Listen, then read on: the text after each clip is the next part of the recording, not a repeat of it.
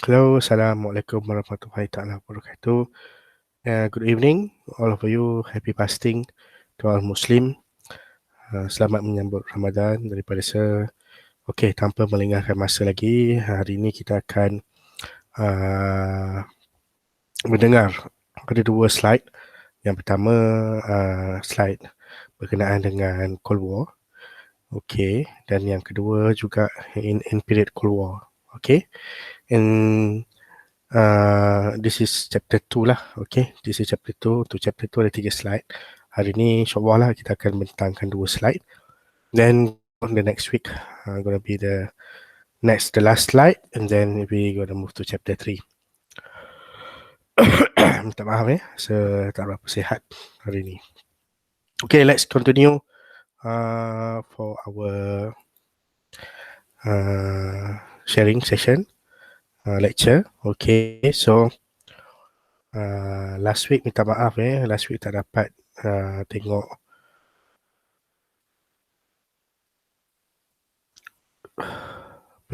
you all punya ni kan. Hope this week dapat tengoklah video. Okay, slide. Slide. Okay, so we're going to start with chapter 2, history evolutions of international relation. Okay, in this chapter we're going to touch about the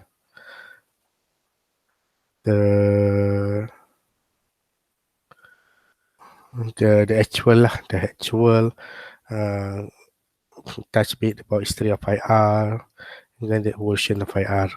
Okay, according to Palmer and Perkins, okay, IR compares much more than the relation among nation state, okay, and international organization and groups. It includes a great variety of transnational relationship at various level above and below the level of the nation. So it's still state still the main actor in international community. So main about Palmer is a scholar of IR. So he says the main point will be the relation among nation state, hubungan antara negara, and then international organization and group. Okay, but it says that state still the main actor in international community. Okay, menurut Wright, okay, according to Wright, state between many entities of uncertain sovereignties. So it means major power competition attempt to penetrate and control all the parts of the world. For example, if you look at the international system menurut realist people, dia anarki, bersifat anarki. Anarki ni maksudnya there's no superpower. Okay, there's no police, international police, although right now we have United Nations that being portrayed as a world police, but yet still the realist people will not gonna decide whether United Nations is a international police or not because of the state value itself. Okay, it means that kalau negara, yes, United Nations bukan negara, dia adalah NGO. Okay, IGO. So it means most of the realist perspective feel that this is not right. Okay, international police being international regime being led by the non-state actor. Tu orang tak nak. So group like non-state actor, nation, state, government, people, religion, alliance, corporation, excuse me, international organization, industrial organization, and religious organization, etc. So it means that not in terms of the state major power itself, but it is an uncertainty sovereignty because other, for example, non-state actors also are being part in the international system. Okay, so major power ni dia cuba nak control the non-state actor tu. For example, macam UN kan. Kalau kita tengok UN itself, major power try to control. For example, the US, okay, try to become big player to control the UN. Right.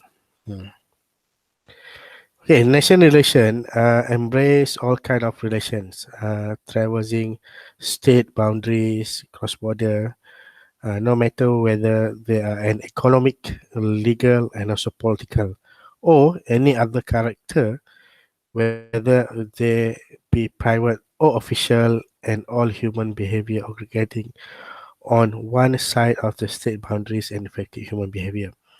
Another state of the boundary. Maintenance mentioned more about the border lah, the boundaries, cross border, the legal, about economic, political, trans-border economic, legal border economic, legal crime, trans-border crime. So it is not only one side, but it is a state other side boundaries. Okay. According to lesson, IR ni in a simple narrow sense. So study of relation between state sama juga dengan person. So IR donates interaction between state-based actor, interaction all actor across the boundaries.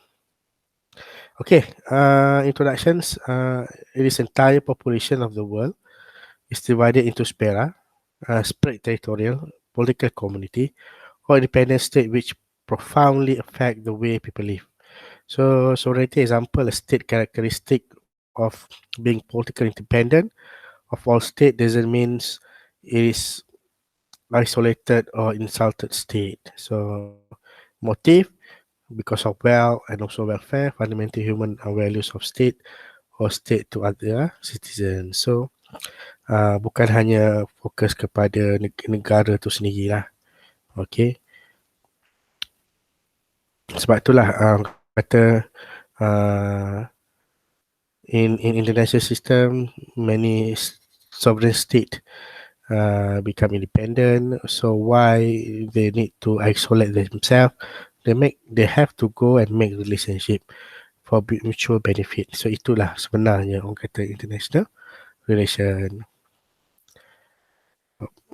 Apa ni? For basic social value of state. So 4 perkara. Pertama adalah security, freedom, organization, and welfare. People generally assume that the state should be will and right the value of the national security, which involves the protections of the citizens from internal and also external threat. So negara ni kena jadi orang kata buffer zone lah untuk menjaga kepentingan negara dan juga kepentingan rakyat. Okay, freedom, negara mendapat kebebasan lah. Okay, personal, independent. So legitimate state not being controlled by other orang kata proxy kan. So itu sebenarnya bebas lah. Yang ketiga ada undang-undang lah, order and justice, have common interest, maintain international order, so they can coexist and also interact on a basis of stability, uncertainty, and also predictability.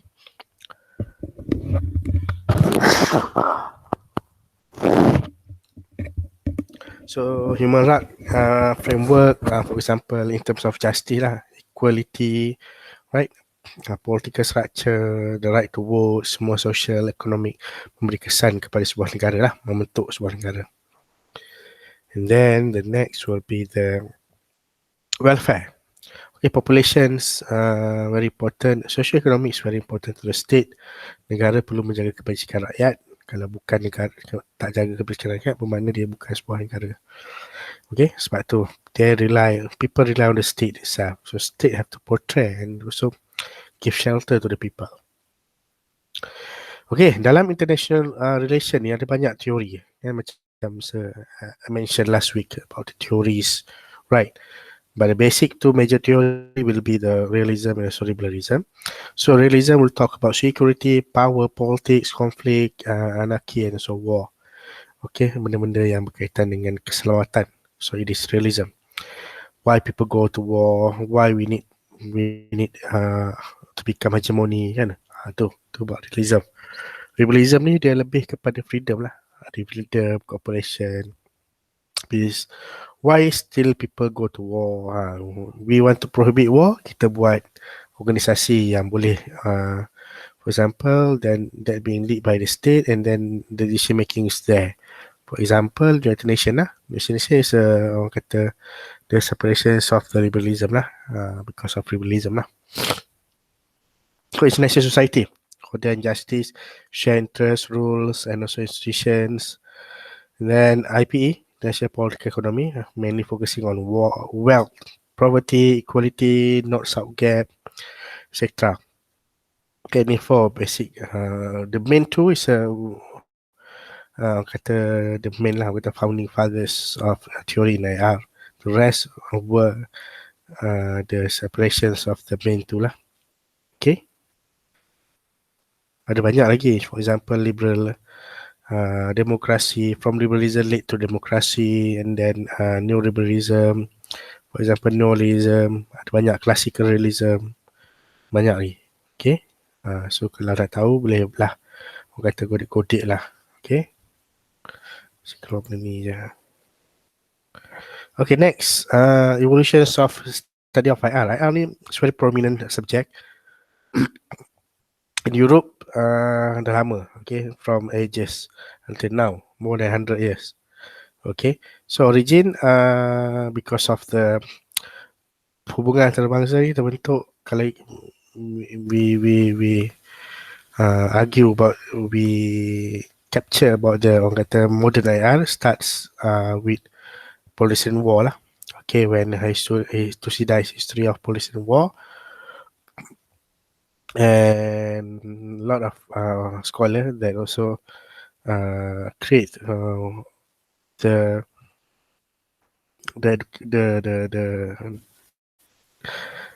identity of the IR. For example, Niccolo Machiavelli in The Prince, Chakna, Restasha, Sun Tzu, The Art of War.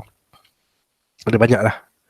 Okay, because mainly they live in their time. When they live their time, they saw whatever happened to the world, then they just wrote. Itu sebenarnya. Okay. And then because of lot of series, kata for example Napoleon, all, and then starting World War One happened, and then the world loses more than 20 million people, and then the limitations of European diplomacy kan masa tu, and then lead to the World War Two. So until now, still we still can't escape from war. We can't escape from war, and we just now prepared not going to war. But yet, when we talk about human in realist perspective, humans are greedy, humans are selfish. So when we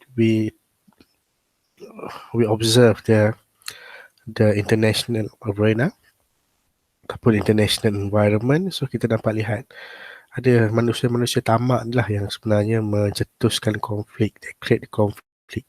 For example, North Korea, right? For example, Iran, they just spark and also create conflict, then lead to the bigger picture, which is war. So itu yang kita tak nak sebenarnya. Okay. So macam mana nak dapatkan suatu benda yang orang kata the utopian. Okay, utopianism ni maksudnya negara yang betul-betul suit lah dengan kehendak kita. Takkan ada lah dalam dunia ni. Okay, so macam nak ke arah itu, who knows, but yet it's far yet. Still we face conflict, although the war already started 1990s right until now. So dunia ni boleh katakan aman lah juga kan, but yet still we face conflict, a lot of conflict happen. Okay, ni video nanti saya bagi link, nanti you boleh tengok lah. Okay, and then post World War II, this is the post World War, World War One. When World War One happened, and then a lot of people have died. So after post World War, so a lot of, for example, this is founding fathers lah, from the world politics have triggered out, says that we need to stop war because war might destroy the world, and etc. For example, Herbert Zimmel, Norman Engel, James shoot well and so recent has started to create orang kata new liberalism lah dalam konteks dunia ni. Because before that world focusing and also facing the concept of realism. They don't believe in others. They just create war. Who become dominant will become the main of the orang kata the king of the world kan. Itu yang memberi kesan lah kepada mereka. So Woodrow Wilson come up with 14 point in Congress that lead to the democracy. And then because of the 14 point, dunia telah orang kata cuba try to create a new liberalism perspective, which is called United Nation. Okay, United Nation. So the idea and also the objective of United Nation ni adalah try to avoid war as far as can, give advice and then trigger lah for example any conflict happen in the world. Okay. But that before that masa tu belum United Nation lagi tapi dia panggil League of Nation. League of Nation asal je adalah League of Nation 1990s tapi gagal apabila 1939 Hitler start the World War and it actually damaged the concept of League of Nation itself. And then ni ada video juga, nanti saya letak link, you can just watch it the video. Okay. And then when that happened, so sebenarnya ianya memberi kesan lah kepada dunia dan juga negara. Sampailah 1939 Hitler hijack try to create the World War II. And then until Japan 1945 kita habis Perang Dunia Kedua. And then masuk balik 1946. Kita ingat lepas 1945 tu world become peace. Bila wujudnya orang kata United Nation kan, it is orang kata the continuous policy from the League of Nations. But yet just remain 1 year. It just can become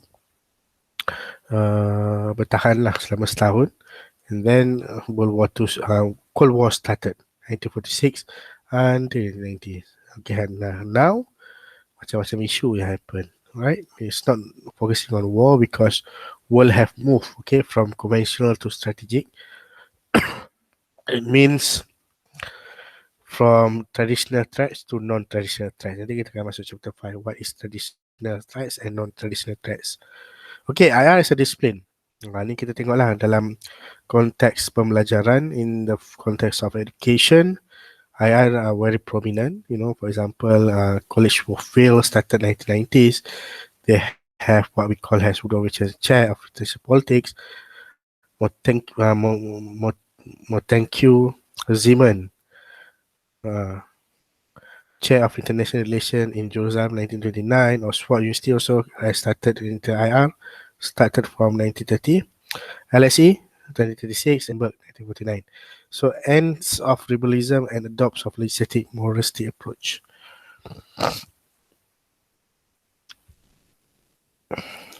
Okay, we kita tengok sikit evolution dalam historical. This one just need you to know lah. Okay, you to know, tak ada benda yang kata too heavy. Okay, just we need to know because we study IR, kita kena tahu history sikit lah. So empire is a sovereign state. Kalau dulu kita dengar nama-nama empire tu kan, itu sovereign state lah. It's coexisting of several territories and people are subject to a single ruling authority, often an emperor. State can be empires either by narrow definition through having an emperor. Okay, so kita tengoklah from our perspective, empires started dah lama dah lah. Empire Rome kita ada, Greece, Persia, Empire China, Ming, Han, Hon, semua ada kan. So this start dah, dunia dah start membentuk negara dah pada masa tu. Okay, so and then masa zaman masa zaman on that time, so Catholic Empire based Rome, then Muslim, and then the Eastern Europe focusing on Byzantine. Okay, and masa itu more on religious empire lah. Christianity become orang kata tools for expand semualah. Not define territories with borders. So masa zaman ni hierarchical, political as well as ideological structure as Chinese communist state. King rules semi-autonomous. Masa ni most of the state adopt semi-autonomous lah. So they have king. So you can just look at it from 1969, 1990, from 1069 until now lah. So the evolutions have been made because of the war, conflict and everything. So it actually build up what actually now world right now, international and so environment are now. Okay, ni boleh baca lah. 30 Years of War. It's very important. Perang 30 hari ni lah orang kata it's a startup for the IR because after the end of this war, so peperangan ni boleh tengok kat Google lah. You can just go Google, you can just go to the YouTube, boleh tengok video what is the years of war kan, for future finding, future understanding. And then because of this 30 years of war, dunia telah orang kata create satu treaty yang kita panggil perjanjian. So the treaty were considered as the first orang kata international relation lah amongst state to state.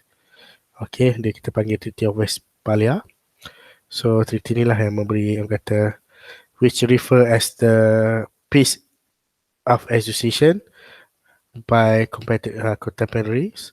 So peace of Westphalia was not one specific treaty but rather collections of treaty commonly linked by the fact that they brought the 30 years war to the end. Ini start first negara mengadakan hubungan antarabangsa because of the treaty. Okay, ni baca lah. Okay, tengoklah. Okay, France, Sweden had already agreed that the Treaty of Edinburgh that they should be a European return to status quo of 1618. And then Ferdinand III wanted to retain the gains made at Prague, and he wanted from 1627 to be his baseline of the negotiation. Tengoklah bagaimana the history. This one you just read it yourself lah. Okay. Paling penting that peace negotiation that lead through the bond of the IR. Okay, international relations. So kita tengoklah bagaimana the French Ferdinand and then the peace association. Okay, boleh buka buku juga the Peace of Westphalia, mark the end of the Holy Empire. Holy Roman Empire. A lot of books written about Peace of Westphalia. This one just need to understand only lah, tak perlu nak baca sangat lah. Okay. Okay, what's the very important thing? The key principle of Westphalia Treaty, ataupun kita panggil the Peace of Westphalia. It is an acknowledgement to the sovereignty of the state and the fundamental right of political self-determination.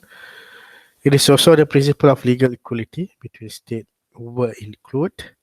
And then the treaties prevent to one state or outside powers from intervening in the internal affairs of other state. Ni ada video ni, I'll share the link in the bottom macam biasa. So itulah kata what actually happened to the 30 years of war. So after that, a lot of major attempts lah imposed by power. For example, Austria-Hungary tried during 30 years of war, 1618 until 48, and was blocked by the coalition led by France. And then again, King Louis started trying to create war, and then blocked by alliance, English, Dutch.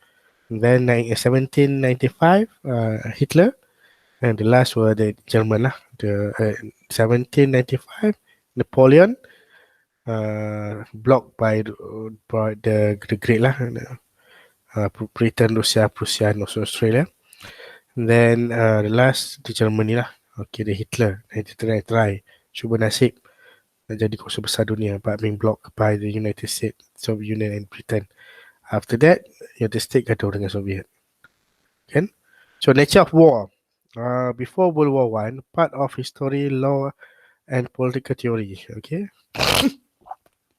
Subdivision of political science emphasize on political phenomena at global level. And then the interdiscipline, political science, economy, sociology, semua ni lah. It is interdisciplinary. And number 4, the study of international relations extend from the natural science at the end of moral philosophy and others. So it is a discipline is a bundle of subject viewed from a common angle. This is from Zeman. Okay, although there's a lot of debate lah from the IR perspective, most of the debate focusing on the liberalism, idealism, mana yang bagus kan, which one you prefer, which one is good. If you say liberalism good, now we are having liberalism in terms of international system, but yet still we facing war and conflict. So macam mana kan? So traditional behaviour banyak lah isu-isu yang sedang ada hangat lah dalam konteks media maya ni kan. So you boleh tengok lah ni antara debate-debate lah. Okay, neoliberalism, this is new lah, new theory, newborn theory. Neoliberalism dengan neorealism, which one is better? Semualah macam-macam. Okay, so scope subject matter of IR is a dynamic discipline. Additional diplomatic history, kita banyak belajar pasal history lah, foreign policy, state, national law. Subject matter of international relations consistent of whether knowledge from any source may be assistant in meaning new international problem or understanding old one. So this is Golden Project IR. It says that issues area of IR, diplomasi, trade, war, semualah. Then conflict cooperation, kita akan belajar juga international security and also international political economy. Okay, this is subject area lah. Ni Pam Perkins, Franklin, Jackson. So they explain benda ni dah last week kan. Lah, so this is the reference. And then we continue to the next chapter. Not next chapter, next slide. Chapter sama, chapter 2. Okay. So we move to the next slide. This is more about Cold War lah. The end of Cold War, the New World Order. This topic ada 2 chapter lah. Dua part. This is part 2 and then next week we're gonna continue to part 3 lah. Okay. So the end of Cold War, the world new order. So inilah orang kata modern era lah. So starting from Cold War 1946 until now. So Cold War actually shaped the world what are right now. Okay, because of Cold War. Sebab Cold War ni yang menang Amerika. Cuba contoh kalau for example if the Cold War win by Soviet Union. So you just imagine what gonna happen to the international system nowadays. So it's very far different. Okay, this is the list of president. Boleh tengok lah. Okay, list of president. Okay, di timeline dalam playlist ada. Okay, this actually let you know what exactly IR is all about.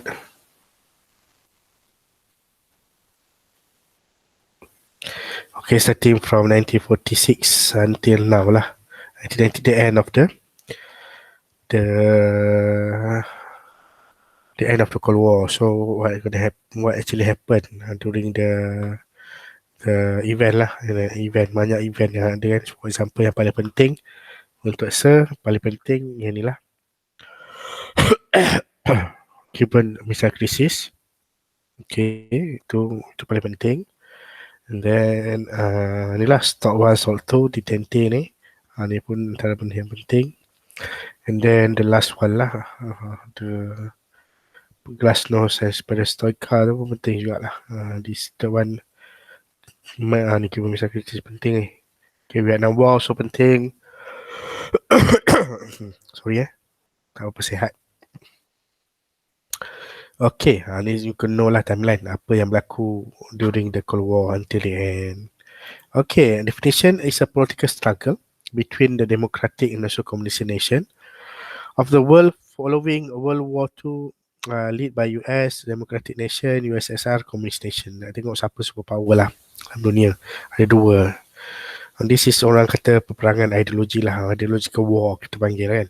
So what is the mean by Cold War? Cold War was a period of intense antagonism between the two superpower. Dia tak ada direct war. Dia ada yang ada cuma proxy saja. Proxy war. Jadi kita tak nampak pun masa Cold War happen, there's no direct fight between American and Soviet. Yang ada cuma hanya kita panggil proxy war. Vietnam, Amerika. Lepas tu Korea Utara, Korea Selatan. Itu proxy. India, Pakistan. Mana lagi? China, Taiwan. So proxy war. Dia tak ada. Betul-betul kata Cuban, misalnya Cuban and American. Dia banyak proxy. Okay, what was the Cold War? A period of tension between Russia and America. It was called cold because the hot war never took place between these two countries. Tak ada direct fight. Okay, but there was a lot of tension and disagreement between the West, East, which means a concentrate of war. Okay, what were the key features of the Cold War? The key feature lah. For American, it's a democracy with free election. Ni Amerika lah. Amerika nak bawa ekonomi society based on the private ownership business home. US was mainly Christian and fear to the godless communism. Communism ni tak ada agama, dia tak ada Tuhan. So the US believe the USSR was trying to make the whole world communist. So ada juga domino theory lah, mengatakan bahawasanya Soviet ni nak cuba komuniskan semua dunia. So itu yang American take part, join, lead the war, try to overcome the Soviet during the Cold War. So kalau the communist ni dia one party system lah, the communist party. So state control everything. Even the government, the people also state control. They did not believe in God, and then the state government believed the US wanted to destroy communism. Okay, this is timeline Cold War. Tadi pun dah timeline. Ini yang penting-penting lah. For example, Iron Curtain speech penting, Korean War, 58 Peril. Okay, Cuban Missile Crisis. Ni Vietnam War. Ni saya kata tadi Glasnost, Perestroika kan. Okay, ni block. Orang kata apa? The last corner lah. From the Soviet. The last corner from Soviet try to orang kata overcome back the economic policy in the Soviet Union, tapi gagal dan dia terpaksa end the war lah. Okay. So in a nutshell, a Cold War is defined as a solution of tense relation and fierce competition between nations. So there is, however, not direct confrontation, as in an all-out war, such a situation occurred between 1945 and 1991, involving the superpower, the USSR and also the Soviet Union. So Eastern Europe was led by Communist USA, while Democratic USA control Western Europe. Jerman pun pecah dua, East and West. Ni starting from 80s lah. Orang kata the end of the Cold War lah.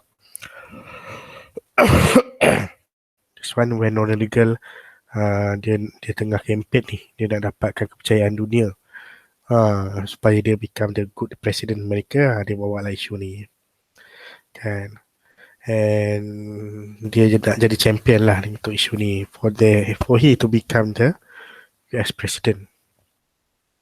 So categorize he also categorized Soviet Union as the evil empire. It dedicate massive amount of money to military spending, include the strategic defense initiative, or we call it Star Wars.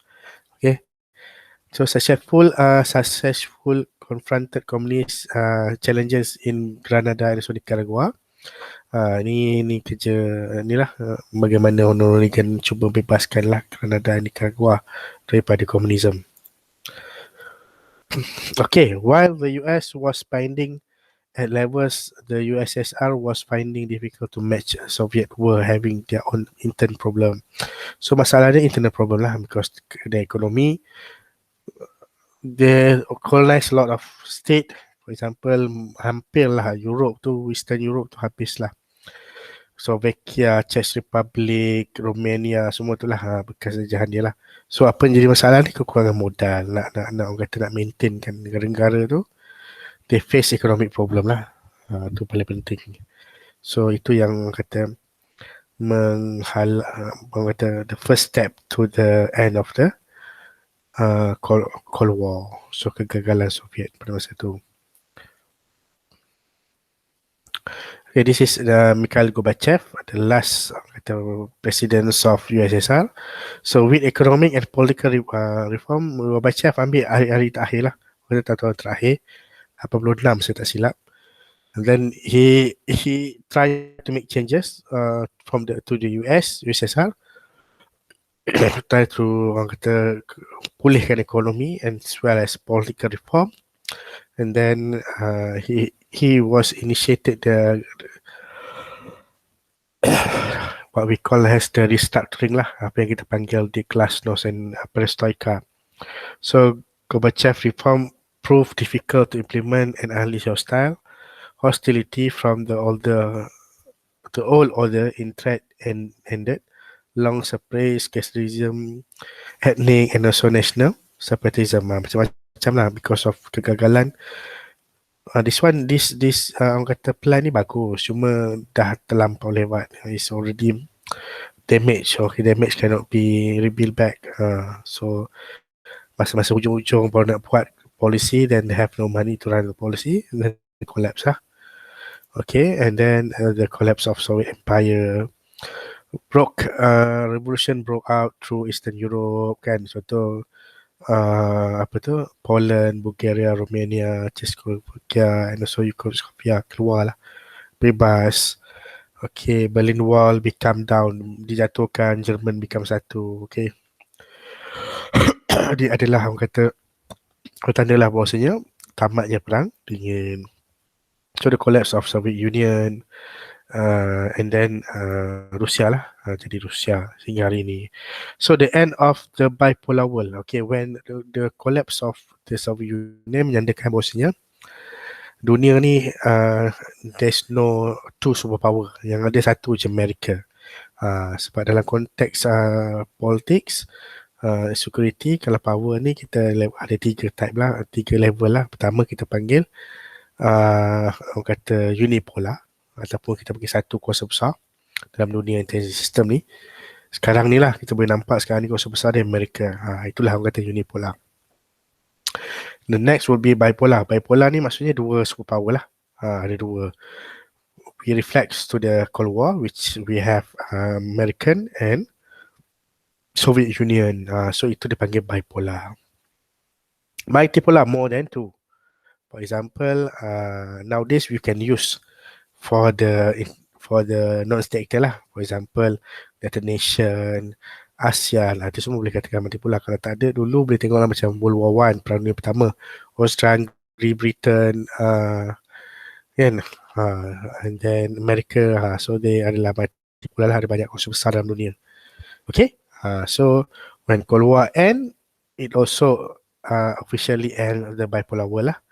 So without the danger of superpower confrontation, US was now more free than to use its military power, kerana dia become unilateral ataupun dia panggil unipolar. Dia kuasa besar dunia, dia control lah dunia. New opportunity for cooperative international effort would become possible without the bipolar competition.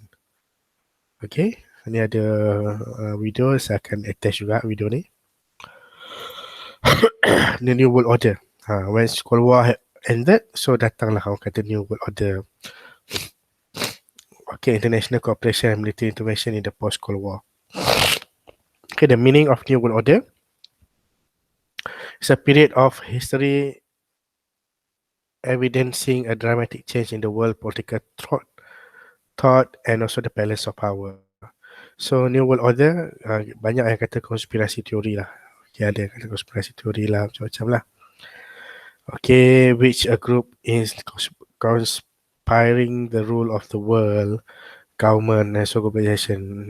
For example, nowadays kita boleh cakap US lah. US ni dia control semua kan, government, globalization, all controlled by US. Sebab tu kita kata when the Cold War end, wujudlah apa yang kita panggil sebagai New World Order, being led by the US. So New World Order or NOW refer to the emergence of bureaucratic collectivists or one world government lah. So apa yang purpose New World Order ni, dia jadi world domination lah. Macam contoh American will interfere anything. For example, in UN also, US want to become a leader. So they can control entire world. For international system, yes, US become dominant. So itu yang kita katakan New World Order tu. Kan? So this is President George Bush punya speech on 1919. He says that okay, we stand today in a unique extraordinary moment. The crisis of the curve, as grave as it is, also refer a rare opportunity to move towards an historical period of cooperation. Okay, fear from the threat of terror, stronger to pursue justice, and more current, more secure in the quest of peace for peace. An era in which the nations of the world, East and West, North, South, can prosper and also live harmony. Okay, a world which nation recognized to share responsibility for freedom and justice, a world where the strong respect the rights of the weak. Ni adalah Presiden Bush lah after the Cold War ended. Okay, so post Cold War environment, many people says that when Cold War ended, negara akan jadi aman, world become peace, there's no conflict and everything, etc. Dunia akan menjadi aman seaman-amannya, but sebenarnya that's perceptions were wrong. Until now we still facing a lot of things, new threats coming over, kan? So banyaklah orang kata challenges that happen to the world. Antaranya adalah economic challenges. Okay, the post-war era, including an ever-widening gap between the rich and also destination. North-South, kita ada gap lah, North-South gap kita panggil kan. Ispera, the goal of the poor nation is economic growth, but most lack the requirements for industrial development. And then in the Europe, they're facing a lot of trouble because most of them were the new state yang tak pernah orang kata become independent, being controlled by the colonial, and then they try to form lah apa yang kita panggil EU lah sebagai satu body yang can take care of the economy lah. So dalam EU, so semua tu merupakan jajahan lah. Soviet republics, for example, Latvia, Lithuania, Estonia, Czech Republic, Romania, and everything lah. And also UK will include, was one of the orang kata main lah state in the EU, but recently he moved out. He feels that EU no longer important to them. And then world face any conflict, banyak any conflict krisis yang berlaku. Nanti video ni pun saya akan share juga, nanti link dia boleh tengok. Okay, macam-macam lah anti-conflict yang happen kan dalam dunia, in Somalia, most of the African country continue lah. Okay, and it actually create a lot of things, problem lah. Jadi refugees, pelarian, corruption, financial meltdowns, macam-macam lah, pandemic, macam sekarang ni pandemic lah. Okay, now we're having pandemic threats which collapse most of the world. Even negara kita pun masih lagi orang kata cuba bertahan lah kan. And then we try to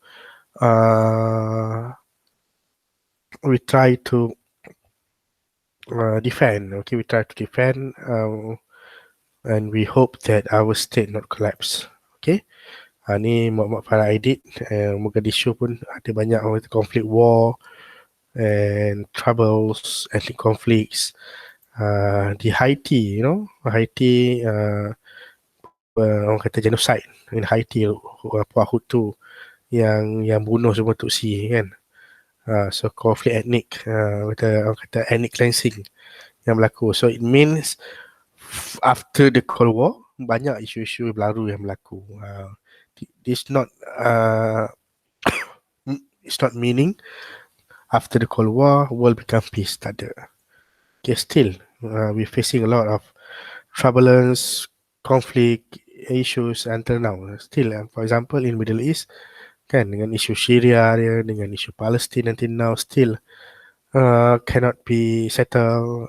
Issue di Yaman, even in Saudi Arabia also facing on the security issue about the Daesh kan, attack negara dia daripada Yaman.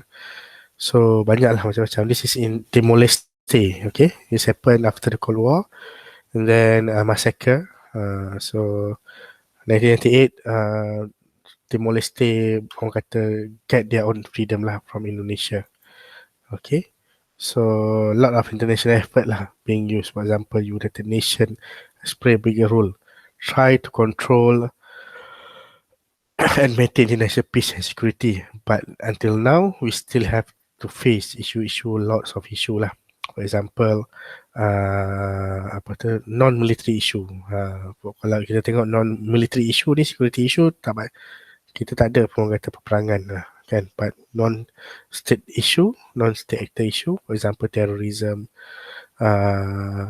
pandemic, transborder crime, human trafficking, and everything that relates to the non-traditional threats yang sekarang sedang dialami oleh dunia.